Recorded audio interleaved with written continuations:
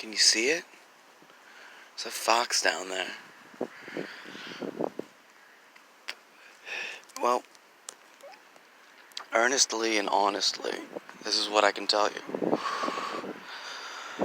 My friend, when I was young, was blackmailed by the FBI, most likely by giving and planting cyber data onto his porn site, or planting it in a situation to which they were going to report him for, which most likely was not true, based on what I had seen at least.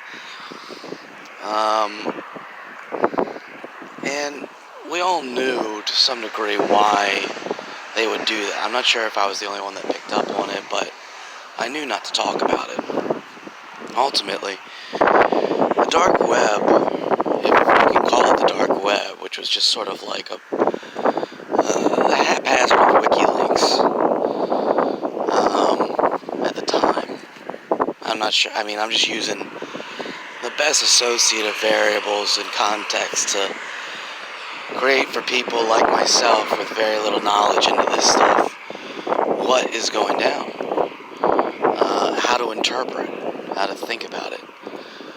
But these journals implicated that there's essentially a lot of leverage getting utilized through different assets, through different variables, intertwined ever since we got into the Middle East. But the more recent variables in this implicated several journals to call out literally 9/11 taking place. Their projections were like 1,000 lives and no collapsed buildings, but that clearly ended up not being the case. I took it as a bunch of lunatics, really. I figured these guys were all a bunch of freaking nutcases, predicting a bunch of crazy stuff, even though I couldn't deny some of the documents seemed fresh, seemed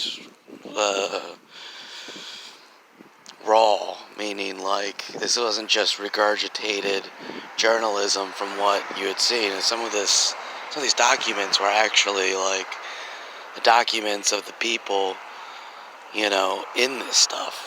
And one of the other hackers, I'm not a hacker. Again, I'm like a hacker beneficiary. I use very basic computer knowledge to access what at the time was a bunch of little kids trying to impress the world with how much free games, programs, music, and stuff they could amass and put up on the internet for free. And for a teenager, that's really all it was. But, if you could get classified files, how cool would that be?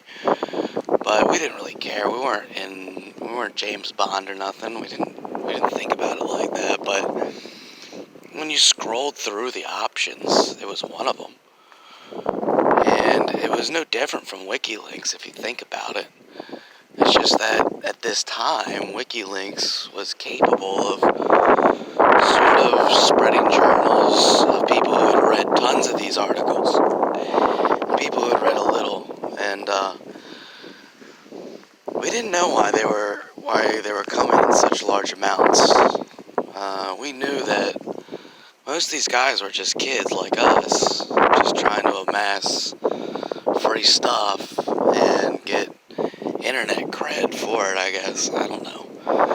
It's hard to think about psychologically where we were all at 20 years ago as little kids getting a bunch of free stuff off the internet.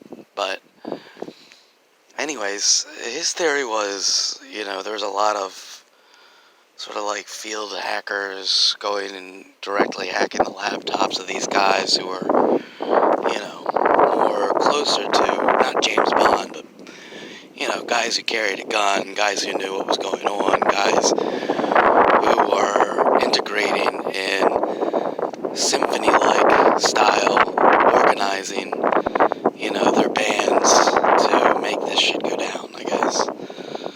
And the guys hacking them knew they didn't have the might, the power, the skill, or the people to do anything. So they were just unleashing it to the children of the nations into which were producing these things, in some hopes something might happen, I guess. Ultimately, we just, know that a bunch of little kids were getting, I don't know, sort of like, I don't know, into all this random stuff, but it was weird. We didn't know what to think about it. And, ultimately, in the end, though, it's bizarre how, I guess the government allowed this to take place. You know, how, where, and why we would be allowed to do these things. We would be allowed to see rated far worse than R could ever be. And ultimately, I think, if you think about it, I don't know. It kind of does make sense that they felt like their only way to stop it was to sort of infect the younger generation with the truth. And that's the best I can make out of it.